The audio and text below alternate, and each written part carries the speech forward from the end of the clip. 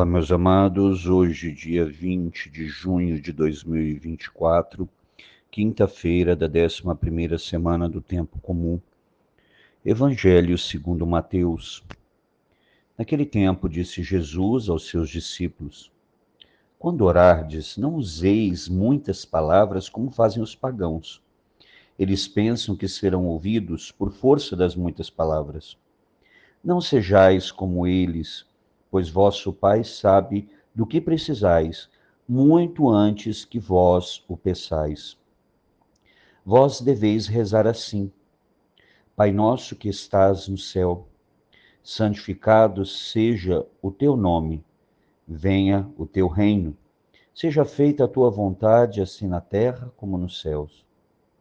O pão nosso de cada dia dá-nos hoje, perdoa as nossas ofensas, assim como nós perdoamos a quem nos tem ofendido. E não nos deixeis cair em tentação, mas livra-nos do mal. De fato, se vós perdoardes aos homens as faltas que eles cometeram, vosso Pai que está nos céus também vos perdoará. Mas, se vós não perdoardes aos homens, vosso Pai também não perdoará as faltas que vós cometestes.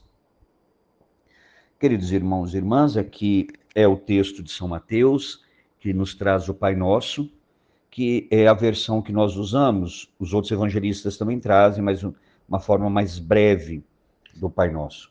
Então, vamos aqui ver o que é interessante. Primeiro, o Senhor faz uma crítica aos pagãos, que pensam que, como é que os pagãos convenciam os deuses, porque eles tinham que convencer os deuses, eles tinham que ganhar os beneméritos, a benevolência de um deus ou do outro, daquele que ele quisesse, dos falsos deuses, dos ídolos. Então eles tentavam que convencê-los, como um advogado, com muitas palavras, falando muito e tal. Vários protestantes pegam esse texto para nos criticar em relação ao terço. Aqui Jesus está falando que quando você for orar, não precisa usar muitas palavras. Não é da repetição da oração. Porque nós não estamos usando muitas palavras, muito pelo contrário, a gente só está repetindo uma oração, que são orações bíblicas. O Pai Nosso, Jesus ensinou, na Bíblia está o início da Ave Maria, e o final da Ave Maria, a igreja que suplica a Mãe de Deus. Então são orações bíblicas, assim como o Salmo. Porque se for dessa forma, eu não poderia ler nenhum Salmo. Por quê? Eu posso ler o Salmo uma vez na vida. Se eu quiser ler aquele Salmo todos os dias, eu estou repetindo. Sim, é uma oração também. Então, mas eu não estou tentando convencer Deus usando um monte de palavra, como eu dizia, como se fosse um advogado, tá? Então é isso que Jesus está falando, que a nossa oração não deve ser como a dos pagãos, que tentam convencer Deus de alguma coisa. A nossa oração deve nascer do coração, deve ser sincera, e Jesus ensina o Pai Nosso, que é conhecido como a oração do Senhor. E nós vamos notar que é algo bem interessante aqui, que Jesus lembra, por que a gente não precisa usar tantas palavras? A oração do terço é muito singela, é muito simples. Até uma criança reza. Eu falo que é a oração da criança. Sabe aquela criança que repete as coisas, o pai adora, a mãe adora ouvir a criança repetindo, repetindo, e pede para repetir, né? A gente fala que a criança gosta muito de repetir as coisas, e gosta que os adultos façam isso, mas os adultos também.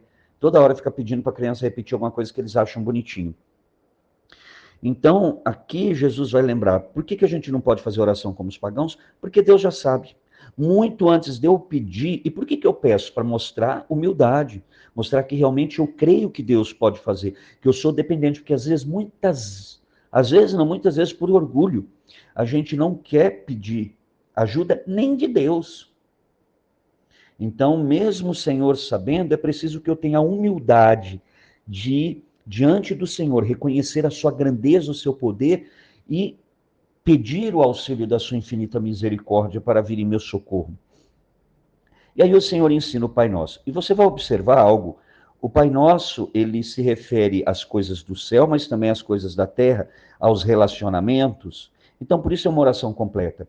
E talvez você já tenha observado isso, mas o Pai Nosso traz 7 pedidos.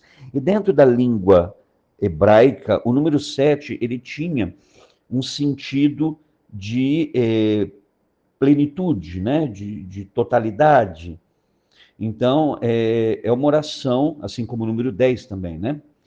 Então, era o número 7 era o número perfeito. Então, aqui a oração traz 7 pedidos. Vamos ver se é isso mesmo? Pai nosso que estás no céu. Primeiro, santificado seja o teu nome. Segundo, venha o teu reino. Terceiro, seja feita a tua vontade, assim na terra como nos céus. Então, até agora, até o terceiro, estamos nos relacionando com Deus. A partir do quarto, o pão nosso de cada dia dá-nos hoje. É a nossa necessidade material, pedindo que o Senhor socorra também a nossa necessidade material. Depois continua. Quinto pedido, perdoa as nossas ofensas, assim como nós perdoamos a quem nos tem ofendido. Aqui já é a relação com o próximo, o nosso relacionamento com os irmãos. Sexta, não nos deixes cair em tentação. E sétima, mas livra-nos do mal. E aqui é importante a gente entender que quando estamos rezando aqui, santificado seja o teu nome, o nome de Deus já é santo. E aqui está no imperativo. Na língua grega é um imperativo este verbo. Então deve ser feito. O nome de Deus deve ser santificado entre nós. É um nome santo já, mas que aqui na terra, entre os homens e mulheres, o nome de Deus seja santo, não seja banalizado. A mesma coisa a gente pede que o reino do Senhor venha. Porque o reino do Senhor precisa se estabelecer também neste mundo para nos preparar para o mundo vindouro, né, para o céu. Depois, seja feita a tua vontade, assim na terra como nos céus. Nos céus ela já é feita.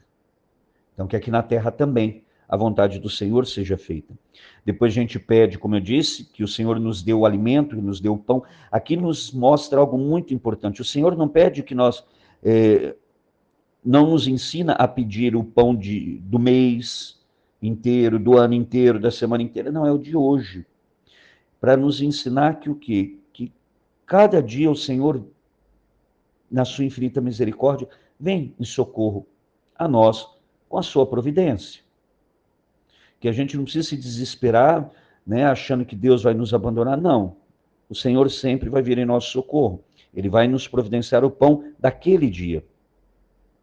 Depois, o texto vai continuar e vai dizer, perdoa as nossas ofensas, assim como nós perdoamos a quem nos tem ofendido. E eu gosto sempre de lembrar que perdoar uma ofensa, gente, é diferente de concordar com a ofensa. Muita gente tem dificuldade de perdoar porque acha que, ao perdoar, eu estou concordando com o erro da pessoa, dizendo que aquele erro agora está correto. Não, é erro, continua erro, e a pessoa errou. Eu estou perdoando a pessoa que cometeu aquele erro. Eu não estou dizendo que aquele erro agora está correto. Eu perdoo a pessoa que cometeu aquele erro. E aí, eu gosto também de lembrar sempre, quem fala isso são os exorcistas, que muita gente já perdoou e acha que não perdoa porque sente alguma coisa. Gente, sentimento é diferente de perdão. Perdão é um ato de razão. É um ato racional.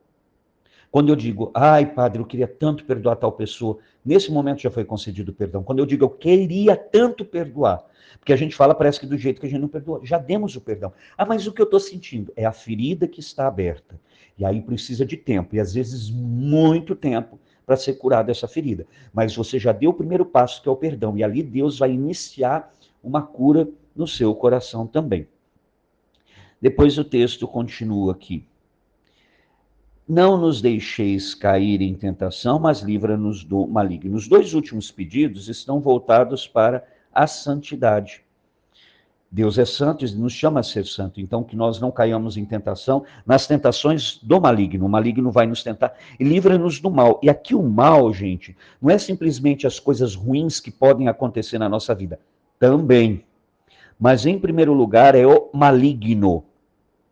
Porque aqui no grego dá tanto sentido de mal ou maligno. Então, em primeiro lugar, que o Senhor nos livre do próprio Satanás, que nós não caiamos nas tentações e que nós sejamos livres do domínio de Satanás na nossa vida. Então, é muito mais profundo do que simplesmente nos livrar dos males que podem acontecer na nossa vida. Depois o Senhor vai falar que se nós não perdoarmos as faltas que cometeram contra nós, o Senhor também não perdoará, porque o Senhor é justo. É isso que Jesus está dizendo. Ah, nós queremos receber o perdão, mas não queremos perdoar. Não, é necessário, é um exercício o perdão. É um exercício.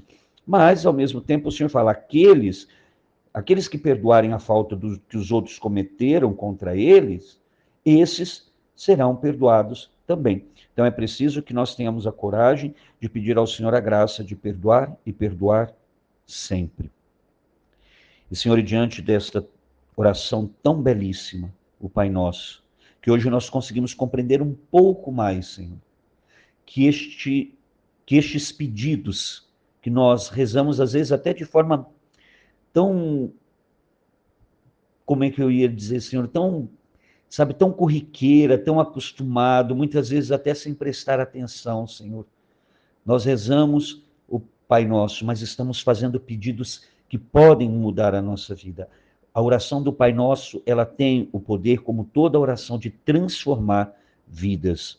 Mãe querida, mais uma vez pedimos a tua santa intercessão, suplica por todos nós, suplica de forma especial pelo Brasil. Ave Maria, cheia de graça, o Senhor é convosco. Bendita sois vós entre as mulheres, e bendito é o fruto do vosso ventre, Jesus. Santa Maria, Mãe de Deus, rogai por nós, pecadores, agora e na hora de nossa morte. Amém. E que desça sobre você, meu irmão e minha irmã, pela intercessão da Virgem Santíssima, a bênção do Deus Todo-Poderoso, Pai e Filho e Espírito Santo. Amém.